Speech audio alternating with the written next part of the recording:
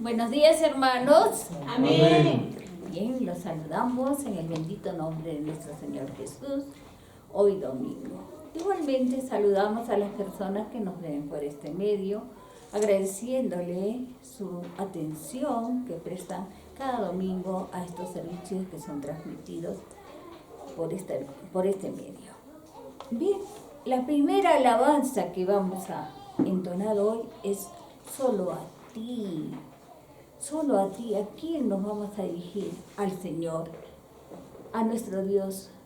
De Él recibimos todo. Ese instante precioso de vida, Él nos lo da. Por eso vamos a decirlo con todo nuestro corazón, solo a ti. Eres el motivo, el motor de nuestra vida, Señor, y te lo agradecemos.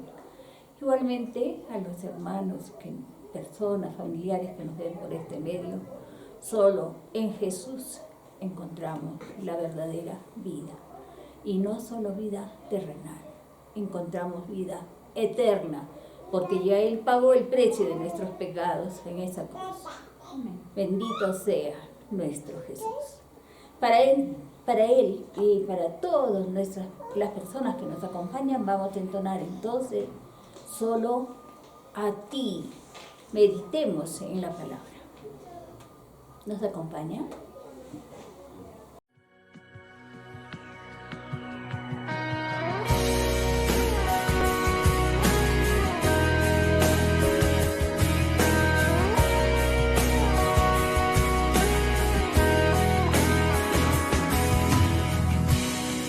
No existen más motivos, Señor. Venimos sorprendidos a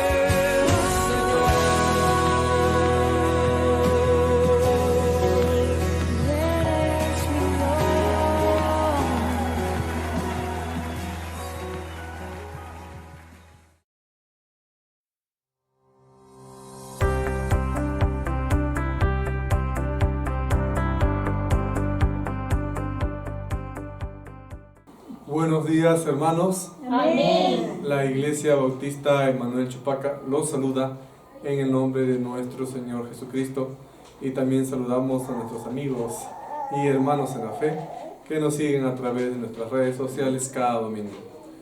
La prédica de esta mañana titula Creciendo juntos en Cristo.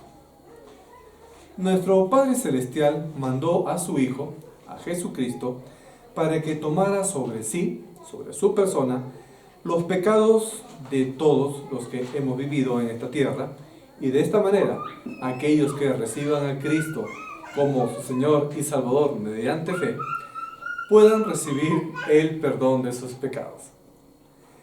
Este sacrificio que hizo nuestro Señor por nosotros fue posible gracias a la divinidad de Jesús y a que su vida como hombre en la tierra fue perfecta. Ya sabemos muy bien que Jesucristo es el Salvador de este mundo y también es nuestro ejemplo perfecto.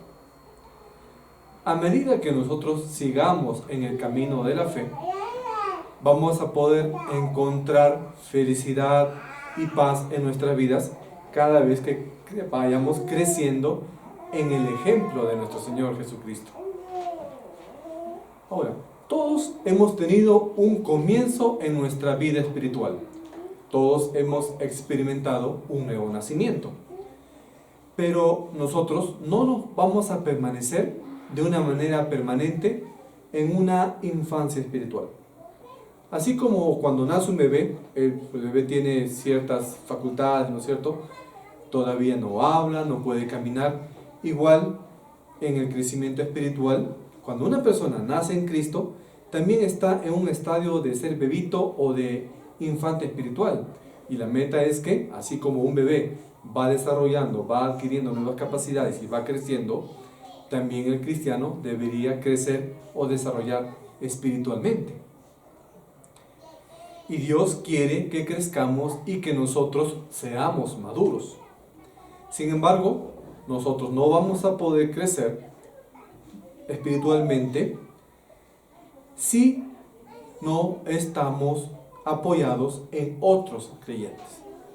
Esto quiere decir que para poder crecer espiritualmente no va a depender solo de tu esfuerzo, sino que tú tienes que estar rodeado de otros creyentes para que ellos también te ayuden a crecer. Y también implica que el creyente tiene que ayudar a crecer a otros cristianos. En el capítulo 15 de Romanos vamos a ver algunas lecciones sobre cómo nosotros vamos a poder crecer espiritualmente en Cristo.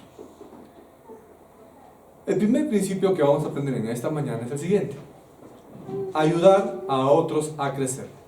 Por favor, hermanos, los invito a que vayamos a nuestras Biblias y busquemos el libro de Romanos, capítulo 15, y leamos los versículos 1 al 2.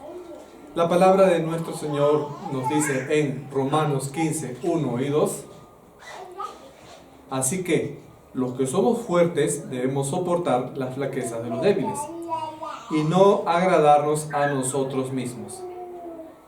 Cada uno de nosotros agrade a su prójimo en lo que es bueno, para edificación. Vamos a ver cómo se desarrolla este contexto. Los hermanos maduros en la fe, tienen que ser el ejemplo para los hermanos que recién están conociendo al Señor. A esto le llamamos edificación en testimonio. Hay cosas que no son malas hacerlas, pero para algunos creyentes nuevos podría significar cierta confusión. Por ejemplo, ustedes recuerden bien que en el tiempo del Antiguo Testamento Dios había prohibido comer ciertas carnes, por ejemplo la carne de cerdo. En el Nuevo Testamento se libera esa situación. Entonces, por ejemplo, podría ser de que un hermano que recién se ha convertido y ha leído las prohibiciones de alimentación en el Antiguo Testamento y ve a un cristiano maduro que está comiendo, por ejemplo, carne de cerdo, entonces le podría causar confusión. Entonces, en ocasiones, el cristiano maduro tendría que evitar comer ese tipo de carne frente al hermano que recién se ha convertido, para evitar cierta confusión, hasta de que después se le pueda explicar y ya se pueda comprender mejor el asunto. O de repente tomar, por ejemplo, una copa de vino como un brindis, sin llegar a embriagarse, obviamente, también puede ser una situación de confusión.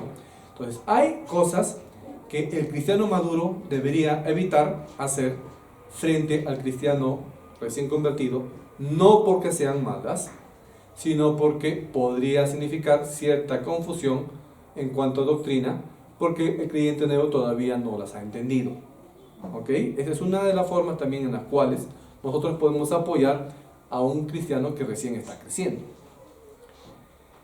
Y cuando hablamos de este cristiano fuerte, se debe pensar en lo siguiente, que el fuerte debe de pensar en el débil antes de agradarse a sí mismo, y esta es la idea principal que recogemos aquí en Romanos 15:1.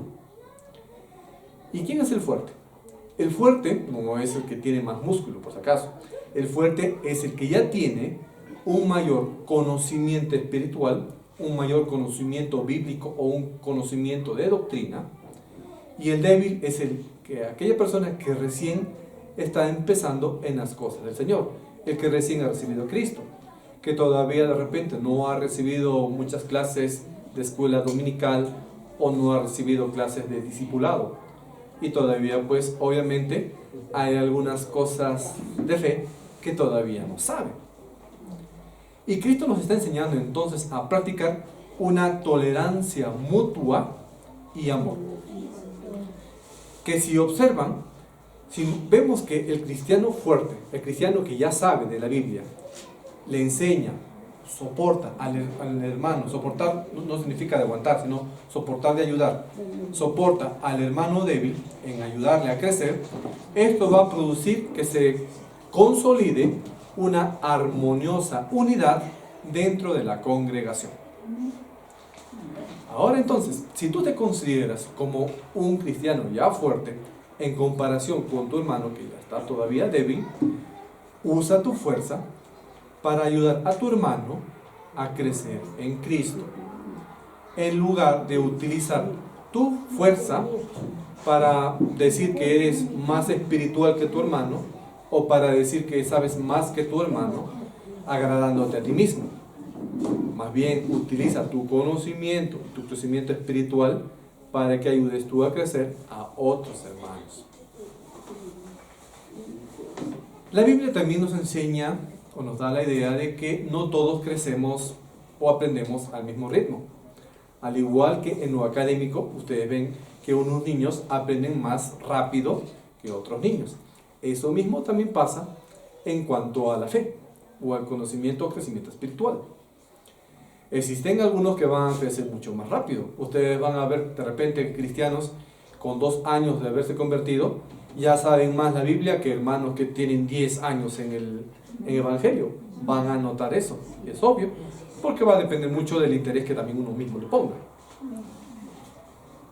Y esto no porque existe de repente alguna preferencia por parte de Dios, no significa que Dios prefiera a este hermano y que Dios prefiera al otro hermano, por eso es que este hermano va a crecer más. No es eso, sino va a depender mucho del propósito que tenga Dios con esta persona y también del mismo empeño que le ponga uno.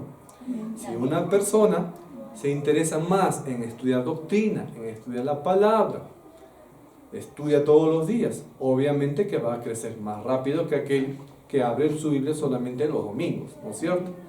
Entonces, una indicación es que si tú quieres crecer espiritualmente, pues tienes que estar también permanente en la palabra del Señor, en oración y en otro tipo de disciplinas espirituales. Debemos agradar al prójimo, nos dice en el segundo versículo, en el versículo 5:12, porque ello es muy bueno, nos dice la palabra. El principio que estamos aprendiendo aquí no aplica, digámoslo así, al hecho de hacer cosas malas con tal de hacer agradables al prójimo. No vas a hacer cosas que le desagradan a Dios con tal de que tu prójimo esté conforme contigo. Eso es lo que nos está diciendo la palabra. Ahí hay que tener cierta observación. Lo que este principio nos quiere decir, el de agradar a tu prójimo, es de transmitir la necesidad de agradar a los demás en todo lo que signifique su edificación espiritual. Eso es lo que nos está diciendo en cuanto a agradar a otras personas. De manera que cuando la Biblia nos está diciendo que nosotros debemos de agradar al prójimo, no se refiere en agradarle o estar de acuerdo o estar pues haciéndole situaciones, cualquier tipo de situaciones que tu prójimo quiera, sino que agradarle en todo lo que signifique ser de provecho para su crecimiento espiritual. Eso hay que tener en cuenta. Entonces, este pasaje nos habla no de agradarnos a nosotros mismos, sino de agradar a tu prójimo, es decir, agradar a tu familiar, agradar a tu vecino, a tu compañero de trabajo, tu compañero de estudios. ¿Pero para qué? Agradarlo para bien y agradarlo para edificar su fe. Y acá es necesario hacer una aclaración sobre este problema de no agradarnos a nosotros mismos.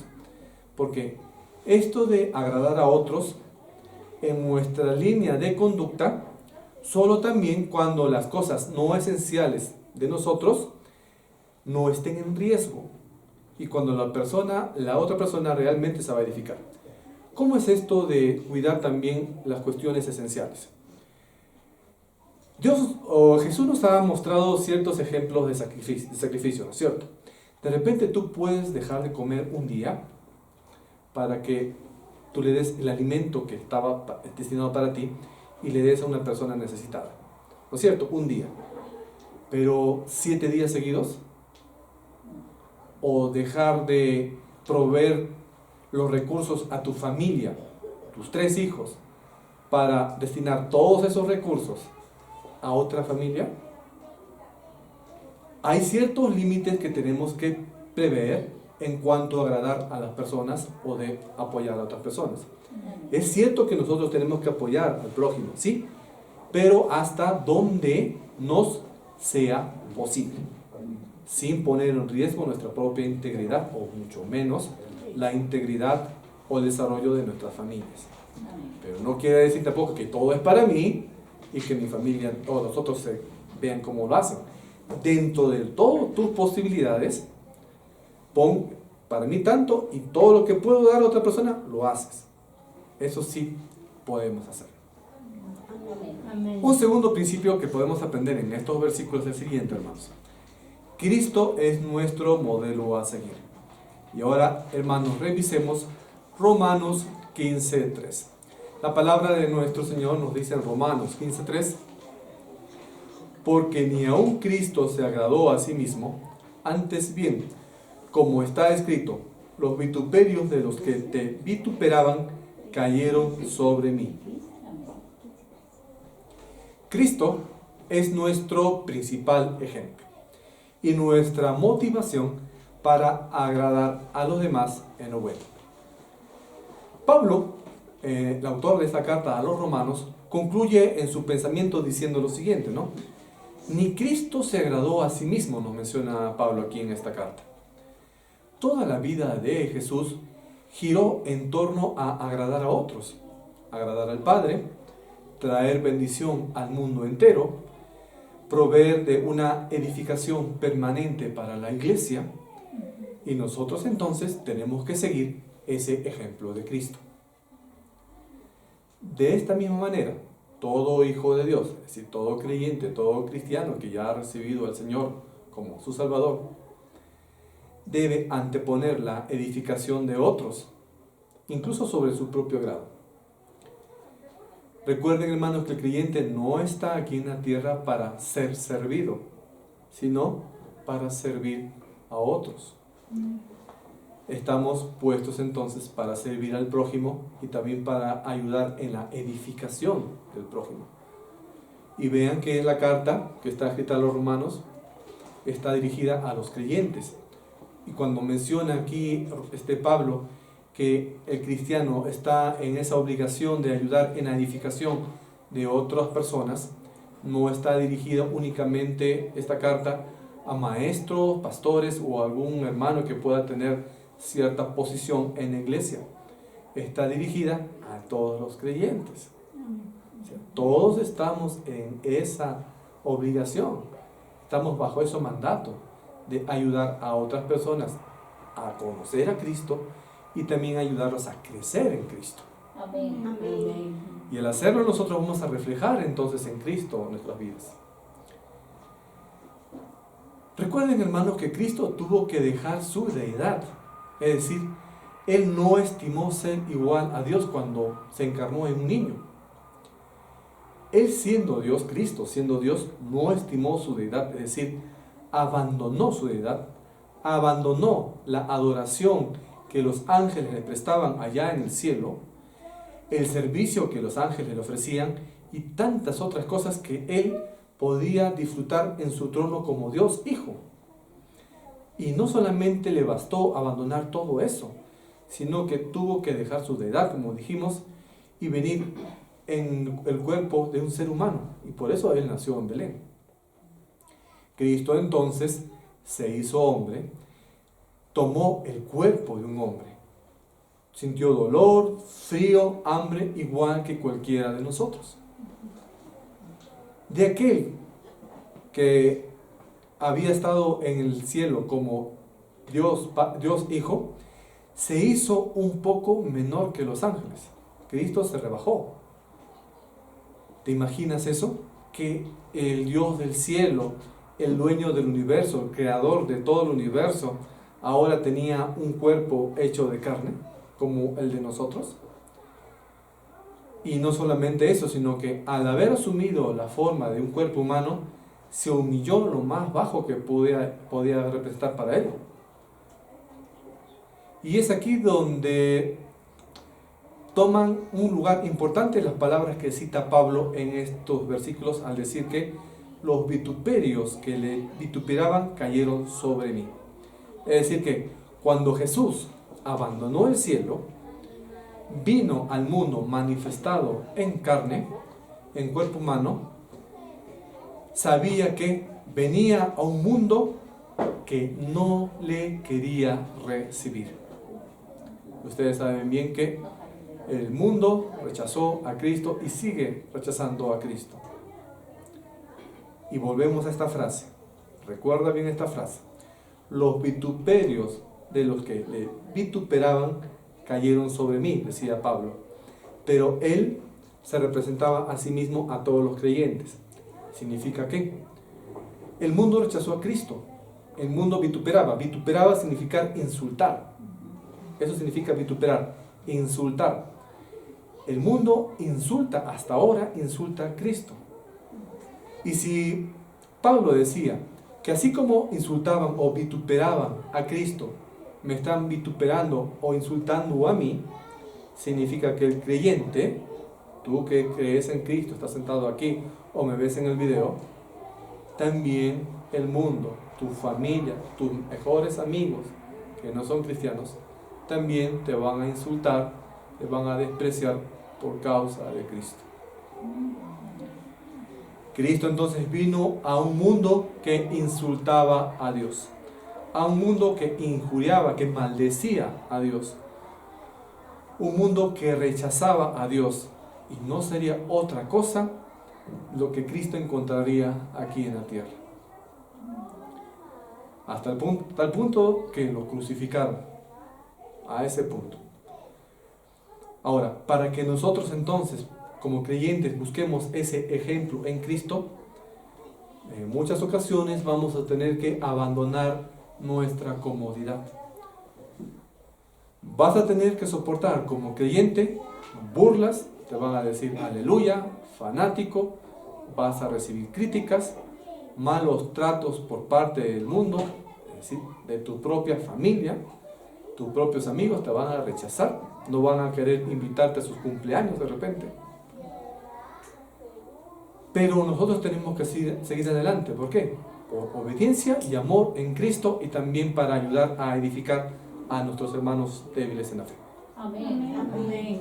Y recuerden que el Señor Jesús no buscaba su comodidad, ¿no es cierto? En ocasiones tenía como una almohada una piedra una piedra dura, no una almohada acolchadita como la que tienes tú de repente en tu cama, ¿no es cierto? ¿Y cómo se comportan muchos líderes actuales del mundo? Presidentes, digamos, grandes mandatarios. Llegan a los hoteles más lujosos. Piensan que le pueden extender su alfombra roja. Y esto no solamente en grandes dignatarios. Lo vemos incluso en nuestro propio país, a ciertos funcionarios o a congresistas que ya piensan que deben darle las mejores honras.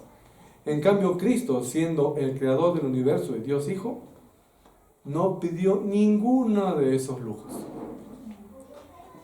Y esto también es ejemplo para nosotros en que no pongamos nuestras necesidades físicas cuando un hermano se encuentra en un momento difícil. Tenemos que ayudar a nuestro hermano, ojo, claro está, siempre que nos sea posible y dentro de nuestras capacidades, y poder amar a nuestros hermanos sin importar que en ocasiones tengamos que abstenernos de algo o guardar cosas que eran para nosotros. Entonces Dios nos ayuda a seguir ese ejemplo tan grande de nuestro Señor Jesucristo y amar a los hermanos en la manera que Cristo nos ha dado por ejemplo. Recuerden que Cristo no se agradó a sí mismo, sino que Él fue a la cruz sin importar todo el sufrimiento para poder ¿qué? Agradar al Padre y para que nosotros podamos tener la salvación y la vida eterna. Amén. Un tercer principio que encontramos en estos versículos, hermanos, sobre cómo crecer juntos en Cristo es el siguiente. Las Escrituras nos muestran a Cristo. Y ahora, hermanos, revisemos Romanos 15:4. La palabra de nuestro Señor nos dice en Romanos 15:4: porque las cosas que se escribieron antes para nuestra enseñanza se escribieron, a fin de que por la paciencia y la consolación de las Escrituras tengamos esperanza. Nosotros podemos ver que el protagonista de las Escrituras es Jesucristo. Y esto nos va a ayudar a transformar todo nuestro entendimiento o toda nuestra lectura de las Sagradas Escrituras, de la Biblia. Y es la única forma también, si comprendemos que Cristo es el protagonista de toda la Biblia, nos va a ayudar a entender correctamente la Biblia. Ahora, obviamente Jesús no va a estar la palabra Jesús en todos los versículos de la Biblia. No es que va a ser así, pero sí vamos a encontrar la presencia de Jesús en toda la Biblia. Incluso desde el Génesis hasta el Apocalipsis está la presencia de Jesús. Así que ver a Jesús en toda la Biblia no se trata simplemente de ver dónde aparece su nombre, sino, en cambio, trata de entender que toda la Escritura revela una trama importante en la que Jesús es el protagonista. Toda la Biblia entonces gira en torno a Cristo y tiene el propósito de mostrarnos desde Génesis hasta el Apocalipsis el plan de salvación para el mundo a través de la fe en Jesucristo. Amén. Así que debemos de procurar ver cómo cada elemento de los relatos que están en la Biblia va a conectarse de alguna manera con Jesús, que es el protagonista de la Biblia. La otra razón importante por la cual nosotros debemos de ver a Jesús en toda la Biblia es que Dios revela también en las Escrituras la gloria o su gloria, la gloria de Dios en Cristo, y que nuestros corazones necesitan ver esa gloria del Señor para que podamos ser transformados y para que podamos ser movidos a vivir en Él. Amén. Amén. El propósito mismo de la Biblia es que conozcamos a Jesús, sobre su carácter, sus atributos y su voluntad a través de cada una de las páginas de la Biblia. Podríamos pensar entonces en la Biblia como si fuese una autobiografía exclusiva de Dios para nosotros, en donde Él es quien nos habla. Dios nos habla a través de la Biblia sobre todo lo que Él es, todo lo que Él ha hecho, todo lo que Él hará, y cuál es su plan para todas las cosas del universo. El conocimiento de las Escrituras entonces va a influir en nuestra actitud hacia el presente y también hacia el futuro. Cuando más sepamos de lo que Dios hizo en el pasado, mayor también será nuestra confianza en todas las tribulaciones o todas las dificultades que tú puedas tener en el tiempo presente y también en los días venideros, en el futuro. Ahí radica en la última parte que nos dice que esta escritura va a ser nuestra esperanza. Debiéramos entonces leer nuestra Biblia con diligencia, es decir, debemos leer la Biblia con empeño, con cuidado, tranquilos, meditando en cada uno de sus versículos, para incrementar así nuestra confianza en el hecho de que la voluntad de Dios es la mejor para nosotros.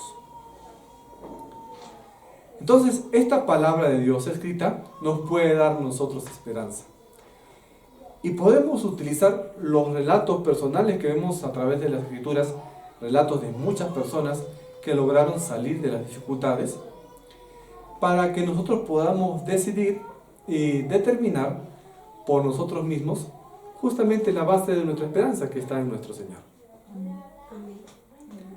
Ahora, te pregunto, ¿obtendremos la esperanza que ofrece la palabra de Dios? ¿O vamos a ignorar la palabra como si fuese un libro de cuentos, un libro más, y vagaremos sin esperanza por la vida? ¿Qué cosa es la esperanza? El diccionario de la Real Academia Española define la esperanza como un estado de ánimo que surge cuando se presenta algo como si fuese inalcanzable, pero que tú lo deseas. Entonces tiene que ver mucho con lo invisible y con el futuro. Esta definición de esperanza entonces describe una feliz anticipación del bien que viene para la vida del creyente. Entonces podemos notar acá que la esperanza es esencial para todo cristiano. Podemos descansar seguros que nuestro futuro va a estar tranquilo debido a la esperanza que nos ofrecen las Escrituras, diciendo que Dios va a estar con nosotros en todo momento. Aplicando esto, cuando nosotros tenemos problemas, generalmente, o lo primero que pueda venir a tu cabecita, es que busquemos el apoyo en nuestros familiares, en los seres queridos, en nuestros amigos. Otros van a buscarle ayuda a su jefe, al vecino, a tus padres, o hasta al pastor puede ser que le vienes a pedir ayuda. Lo primero que se te ocurre es eso. Pero el apoyo humano puede ser útil. La persona de repente puede ayudarte, ¿sí?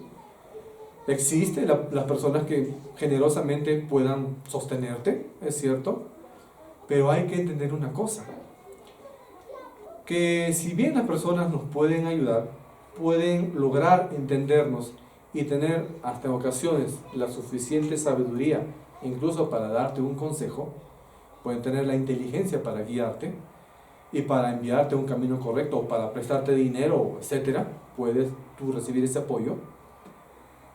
Muchas veces ese apoyo o esos consejos que te va a dar una persona, por más cercana que sea a ti, puede estar en ocasiones lleno de vacíos o lleno de imperfecciones, imprecisiones.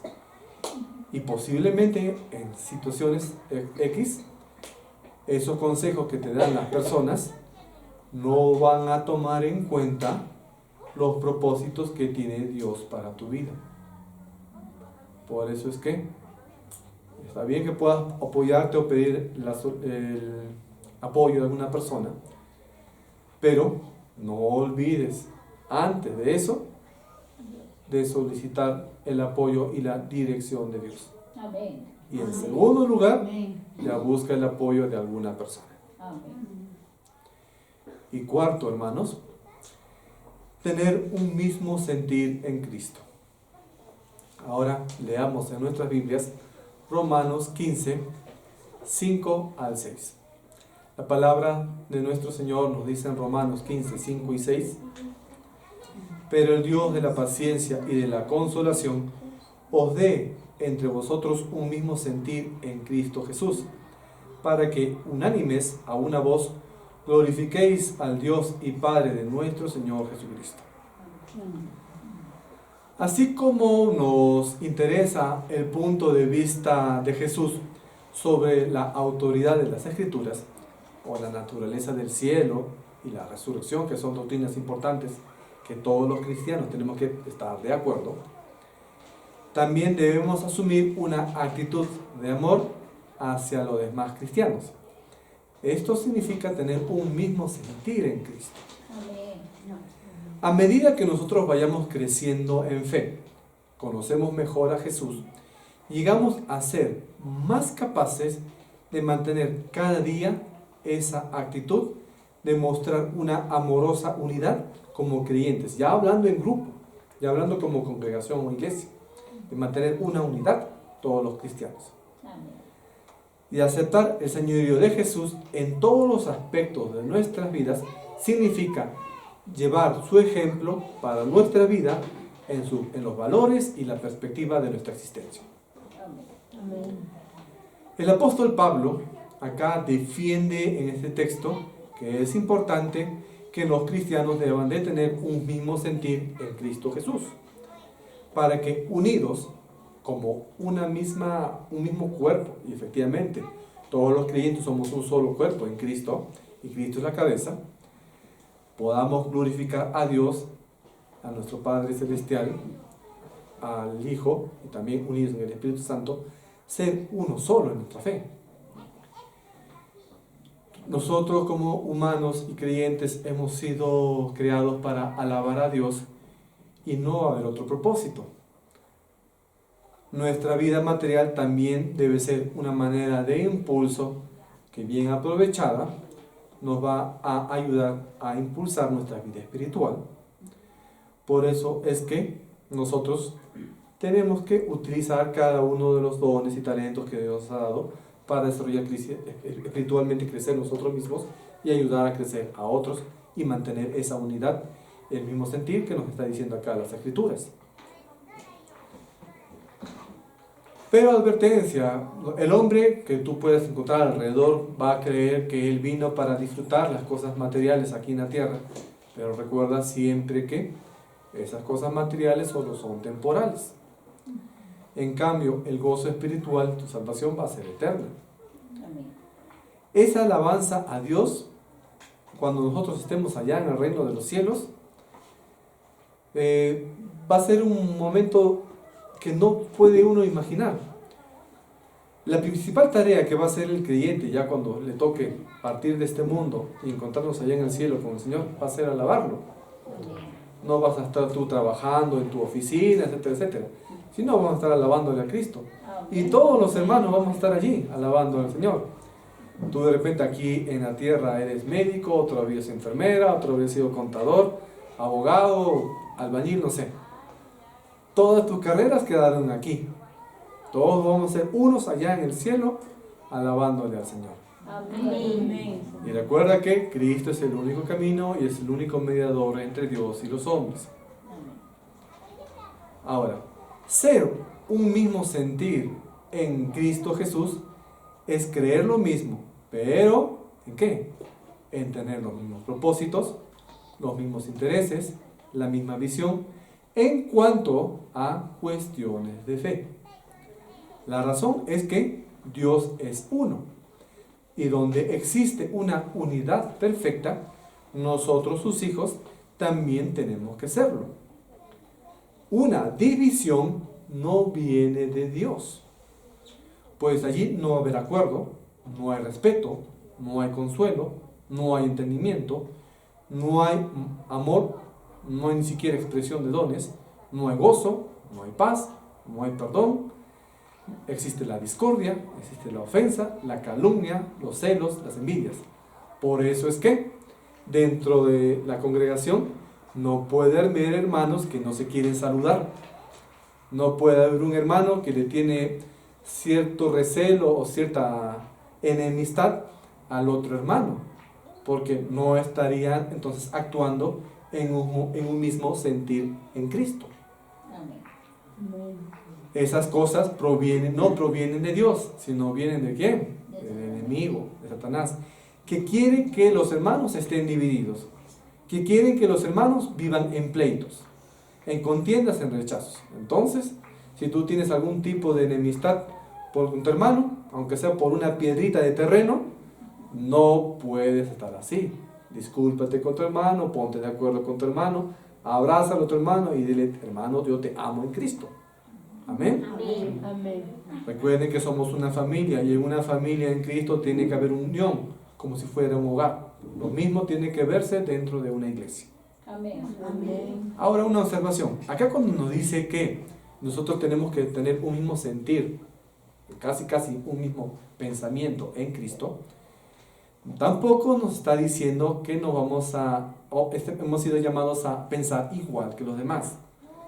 No se trata de conformar nuestra vida por la influencia de la vida de los otros. Cuando en la Biblia te dice, por ejemplo, que todos tenemos que tener un mismo sentir en Cristo, no significa que todos, acá en el Perú, por ejemplo, todos los creyentes seamos hinchas o seguidores de la U, de universitario. Y los hermanos que son de Alianza Lima, ellos verán que son primos o no. No. Eso no significa. O que de repente un grupo de hermanos es de izquierda, hablando de política, y el otro hermano es de derecha, entonces los hermanos de derecha son menos espirituales. No, eso no significa este versículo. Todos los hermanos pueden ser de la U, de la Alianza, de Cristal, o pueden ser de derecha, de izquierda, de centro. Eso, no hay problema ahí. A eso no se refieren los versículos. Se refiere en cuanto a las cuestiones de nuestra fe. ¿Entienden? Entonces, tú cristiano puedes ser de izquierda, tú cristiano puedes ser de derecha. Eso ya es asunto de cada persona. En lo que sí tenemos que estar de acuerdo, en que Cristo es nuestro Señor, que tenemos que seguir su ejemplo, tenemos que crecer todos y tenemos que estar unidos dentro de la iglesia, dentro de la congregación. ¿Ok, hermanos? A eso sí, hay que tener presente. Entonces, no es tampoco tratar de imitarnos los unos a los otros o de querer tener el mismo tipo de ropa, por ejemplo. No, tampoco es eso. Todas esas situaciones son vacías. Lo principal es nuestra fe en Cristo. Nuestro llamado a imitar a Jesús. Dejar que su poder transforme nuestras vidas. Transforme también nuestras relaciones unos con otros. Porque nuestro modelo de vivir es Cristo. Amén. Tengamos entonces en cuenta que estos versículos están hablando de cuestiones de unidad fundamentales. Y no de cuestiones esenciales, como les dije, de ser afín a un partido político o a un club deportivo. Eso no pertenece a este campo. No tenemos que pensar igual, porque cada una de las personas ha tenido una crianza diferente, tiene una educación distinta. Cada persona va a mantener su individualidad dentro de la congregación. Pero tenemos que tener ese sentir en Cristo como uno solo.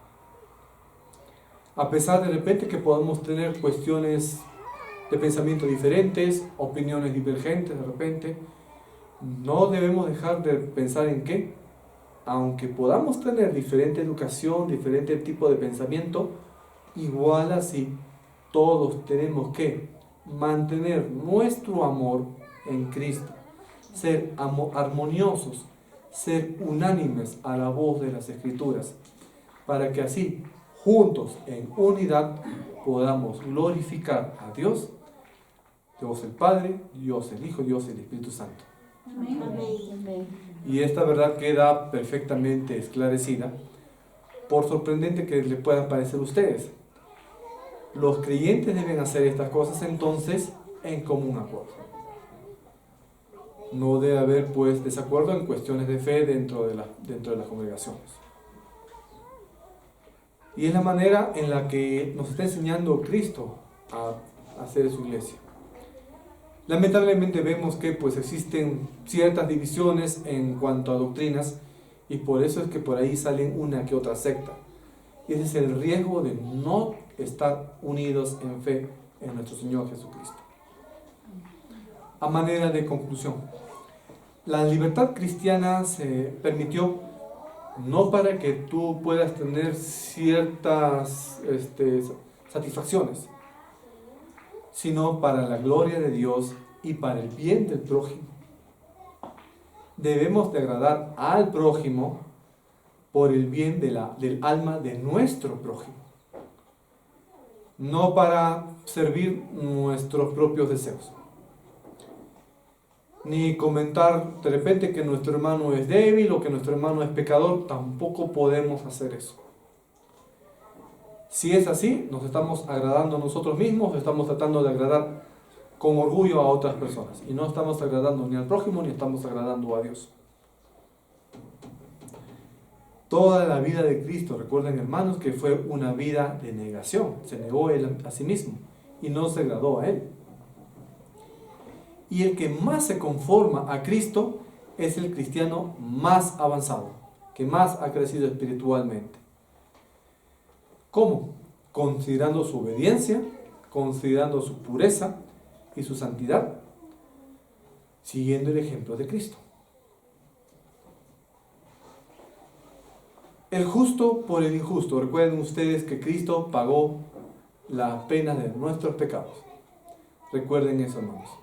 Él llevó la culpa del pecado y la maldición del pecado sobre su propio cuerpo, y Él murió en la cruz por culpa de nuestros pecados. Él llevó los pecados de los impíos. Nosotros entonces no vamos a seguir hasta ese extremo, es el ejemplo, no vamos a ser crucificados, pero en lugar de eso, Dios te está pidiendo que tú ayudes al hermano que está débil en la fe a que pueda crecer espiritualmente. Y no deberíamos nosotros ser humildes, abnegados y dispuestos a considerar a las otras personas para que puedan recibir ese apoyo que necesitan. Las Escrituras, la Biblia, se escribió para que nosotros las usemos y no para que queden solamente dentro de nuestra cabecita. Entonces, toda esa palabra, toda esa doctrina que tú estás aprendiendo, también tienes que compartirla con las personas que necesitan. El consuelo que surge de la palabra de Dios es lo más seguro, lo más dulce y más grandioso que pueda ser de ancla para la esperanza de una persona. En algún momento de tu vida, de repente tú te has sentido desesperanzado, sin ninguna solución para tu vida, bajo enfermedad o no sé, la situación particular que haya caído en tu vida, de repente una situación muy, muy lamentable, de la cual Cristo te ha salvado y te ha sacado de esa situación. ¿Cuántas personas a tu alrededor pudieran estar en una situación similar? Y tú teniendo el conocimiento, la experiencia, capacidad, testimonio, por el cual tú mismo has vivido, estás entonces en toda la potencialidad para poder ayudar a esa otra persona que ha pasado lo mismo que tú, y tú puedes rescatarlo. Piensa en eso. También Cristo te está diciendo eso. Recuerda que el Espíritu Santo como consolador es las arras o es la garantía de nuestra herencia. Y Él nos está enseñando, el Espíritu Santo nos está enseñando que toda congregación debe estar unánime, de acuerdo a los preceptos que nos está enseñando Cristo, conforme a su modelo, conforme a su patrón o ejemplo. Y es una dádiva, es decir, un regalo que Dios nos está dando. Es una dádiva preciosa, que la cual nosotros tenemos que buscarla fervorosamente y también tenemos que compartir con otras personas. Nuestro Señor Jesucristo entonces invita a sus discípulos y nos alienta a que nosotros sigamos ese ejemplo. La misma disposición de caracterizar la conducta de los siervos en Cristo es la que nos debe a nosotros dirigir en eso. Que el cristiano fuerte debe ayudar al cristiano débil a crecer. ¿Y cuál será el gran fin de todo esto? No va a ser para honra nuestra. El que tú ayudes a un cristiano débil a crecer va a ser para la gloria de ¿quién? De Dios. La gloria de Dios, la gloria de nuestro Señor Jesucristo. ¿Y qué nos debe ayudar a fomentar esto? Si Cristo tuvo amor por nosotros para dar su vida en la cruz por el pecador, para que pueda ser salvado de la condenación de este pecado, ese mismo amor nos debe impulsar a nosotros los creyentes fuertes a que por amor ayudemos a crecer al creyente que está todavía débil. Esto entonces debe ser el ejemplo que nosotros tenemos que seguir de nuestro Señor Jesús. Amén. Amén. Oremos, hermanos. Bendito Padre Celestial, gracias Señor te damos por tu palabra, gracias por el mensaje que tú nos has dado. Señor, ayuda a nosotros a poder tener un mismo sentir en Cristo en nuestra congregación y en toda la Iglesia Universal, Señor, a que cada creyente pueda seguirte como ejemplo, en particular en esta enseñanza que tú nos has enseñado en esta mañana, el de ayudar a soportarnos, el de ayudarnos a crecer espiritualmente, que podamos tender la mano a aquella persona que necesita un consejo o algún tipo de apoyo.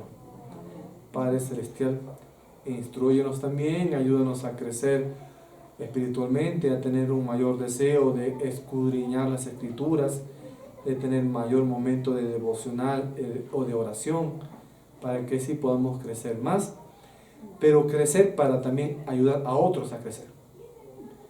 Padre, guíanos en ese proceso.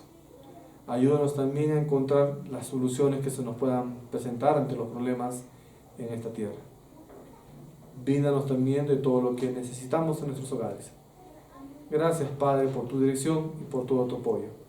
Te damos gloria y honra a ti, en el nombre de nuestro Señor Jesucristo. Amén. Amén.